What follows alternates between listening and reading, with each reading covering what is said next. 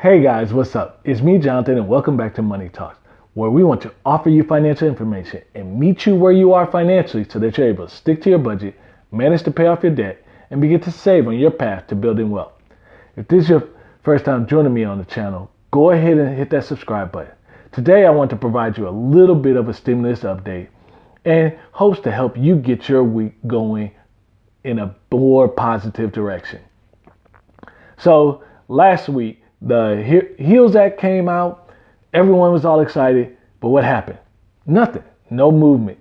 Well, there are many different arguments on both sides when it comes to the HEALS Act and the HEROES Act, Democrats and Republicans. There are certain things that they are just not on the same page on. They agree that the requirements for the stimulus check should be the same requirements as the previous CARES Act stimulus check, but they disagree on the amount for dependents.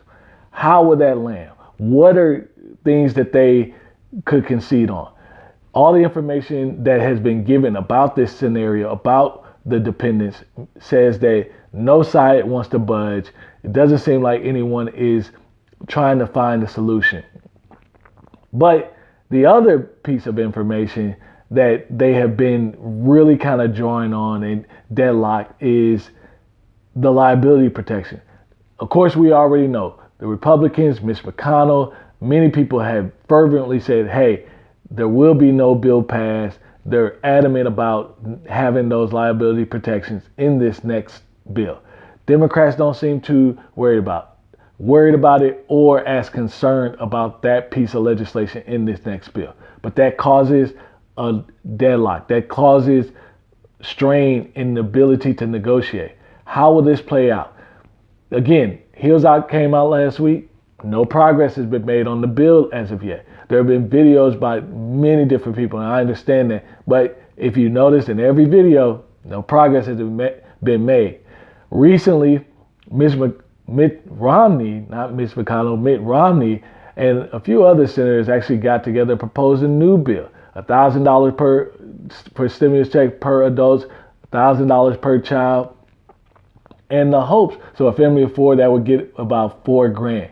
So the hope with that is, again, everyone's stressing the point. Americans need money. Children are getting ready to go back to school.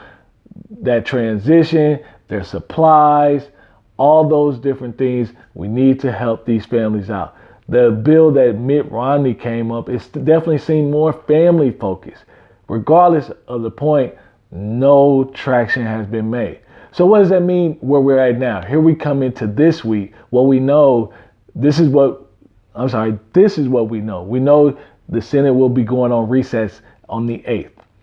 We also know Democrats and Republicans both said, hey, the number one priority is this next stimulus bill during this time. Getting this something to be passed to get to President Trump. And we also know unemployment, the pandemic response, that extra $600 has ran out. So many people are going to quickly feel the weight of the financial pressure very soon. Yes, there's unemployment in this next bill. But again, that's another point that they can't seem to get on the same page with. They want to extend it, but they don't. Democrats are okay extending the $600 temporarily. Republicans say, on the $200, we want people to get back to work. Again, nothing has been made. So what all this information tells me for this week? Well, number one, seems like they wasted a lot of time, don't you think? Let me know in the comments what you think about the fact of the inaction so far, or what you think about this next stimulus process. But my best guess is, I don't think either side wants to be in a situation where they promised and said their focus was this next stimulus check and getting it passed before the recess, and that not happen. So even if it takes to the 11th hour or what have you, I think we'll start to see some traction this week to beat that deadline. And that's what's most important. We need to see some action. I do think there's hope, and I do think there'll be movement on this.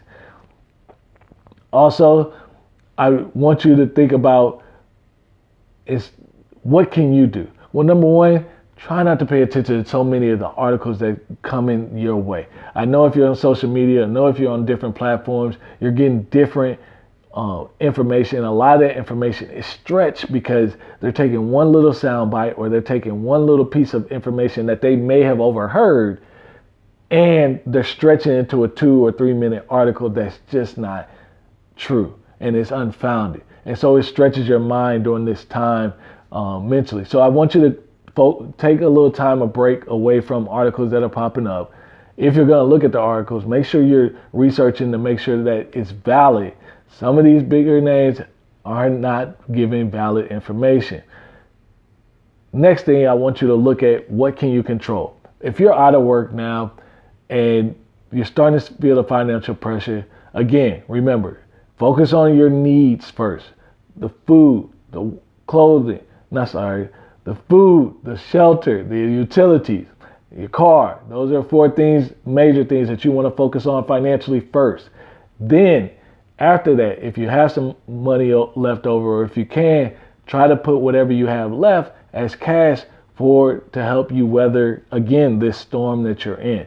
People are getting back to work, but at the same time, like I said, with the unemployment running out and this bill not quite passed, it could be 2 or 3 more weeks, and that can mean a lot financially for a lot of people, unfortunately. And I don't want you to feel like you have no option.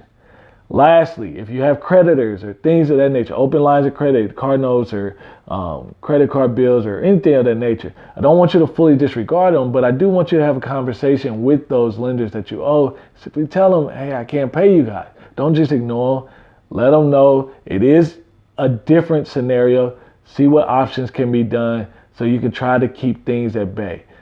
Try to manage as best you can. Focus on trying to get your next income up, and you will get through this.